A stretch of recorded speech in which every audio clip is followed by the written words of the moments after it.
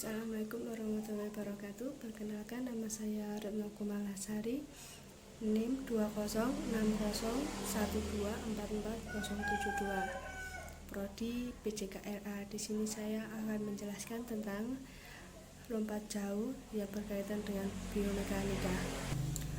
Oke, yang pertama itu awalan. Awalan merupakan kunci pertama bagi pelompat tinggi dalam melampaui suatu ketinggian. Untuk menguasai dengan baik, cara melakukan awalan perlu memperhatikan berikut ini. Yang pertama, titik awal dan sudut awalan harus tepat. Yang dimaksud dengan titik awalan adalah tempat berpijak atau berdiri pemula sebelum pelompat mulai melakukan lari awalan. Oleh sebab itu, awalan harus tepat dan tetap agar banyaknya langkah, irama, dan kecepatan dalam setiap lompatan juga selalu tetap. Yang kedua, arah awalan tergayung kaki tumpuan. Secara teknis, kaki kiri atau kanan yang dipakai untuk bertumpu dan menekuk dari pelompat harus mengambil awalan. Ini pun tergantung pula dari gaya yang dipakai. Yang ketiga, yaitu langkah kaki dari pelan semakin cepat. Kecepatan lari pada akhir awalan tidak perlu dilakukan dengan kecepatan penuh, karena awalan pada lompat tinggi yang dilakukan secara full speed akan mempersulit dan mengurangi timbulnya daya tolakan kaki untuk membawa badan melambung ke atas. Yang keempat, banyak langkah tidak ada ketentuan yang pasti. Namun pada umumnya banyak langkah sekitar antara 9 sampai 15 langkah. Yang kedua, tumpuan. Tumpuan dilakukan dengan kaki yang terkuat.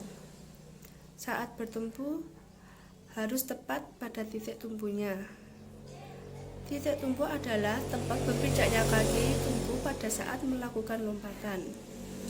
Untuk memperoleh kaki tumpu yang tepat, harusnya dicoba berulang kali sejak menentukan titik awal, sudut awalan, irama, serta banyaknya langkah.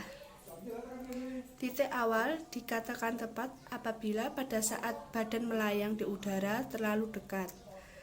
Akibatnya, mistar akan tersentuh badan pada tengah mistar. Apabila titik tumpu terlalu dekat, akibatnya mistar akan tersentuh pada badan pada saat pelompat masih bergerak melambung ke atas. Sebaliknya, apabila titik tumpu terlalu jauh, akan berakhir mistar bersentuh badan pada saat pelompat sudah bergerak turun. Di samping itu, ada beberapa hal yang perlu diperhatikan pada saat melakukan tumpuan, yaitu yang pertama, menurunkan titik berat badan dengan cara menekuk lutut kaki tumpu sedemikian rupa sekitar 130 sampai 160 derajat sehingga menimbulkan daya tolakan yang besar. Yang kedua, saat akan bertumpu, posisi badan agak dicondongkan ke belakang, kecuali pada gaya flop. Kecondongan ke belakang ini relatif sangat kecil atau hindari sama sekali. Yang ketiga, tumpuan dilakukan dengan sekuat tenaga, cepat dan meledak. Yang keempat, menapak pada bagian tumit terlebih dahulu, seluruh telapak kaki, ujung kaki. Akhir tumpuan, kaki tumpuan harus lurus pada bagian lutut sampai pada ujung kaki. Yang kelima, saat bertumpu, kedua lengan bisa diayunkan serentak atau ayunan secara wajar.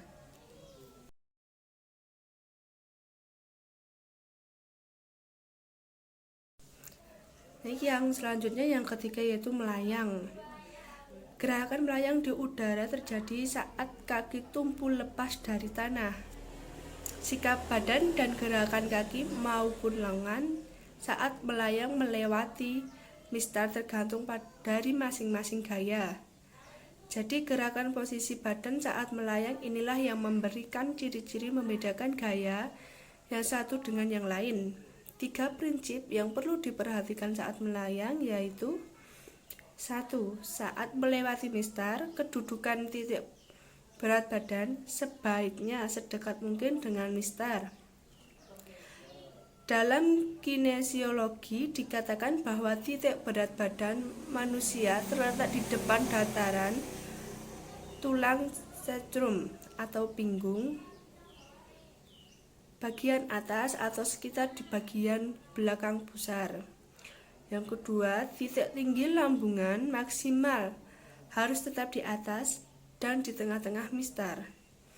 Yang ketiga, dilakukan dengan tenaga yang sedikit mungkin dan secara sadar agar tidak menghindari gerakan yang tidak diperlukan. Yang selanjutnya 4 itu pendaratan.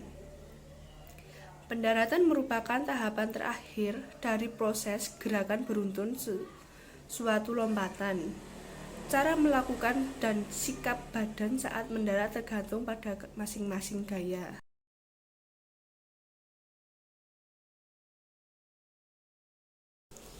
Yang berkaitan dengan biomekanika yaitu saat tolakan. Itu hukum Newton 3, aksi reaksi. Makin besar gaya yang dilakukan sama dengan makin kuat tolakan sehingga titik berat badan dapat berada setinggi mungkin. Adapun besarnya gaya itu sama dengan massa benda yang dikenal gaya dikalikan rata-rata perubahan gerakan per satuan waktu. Sekian dari saya.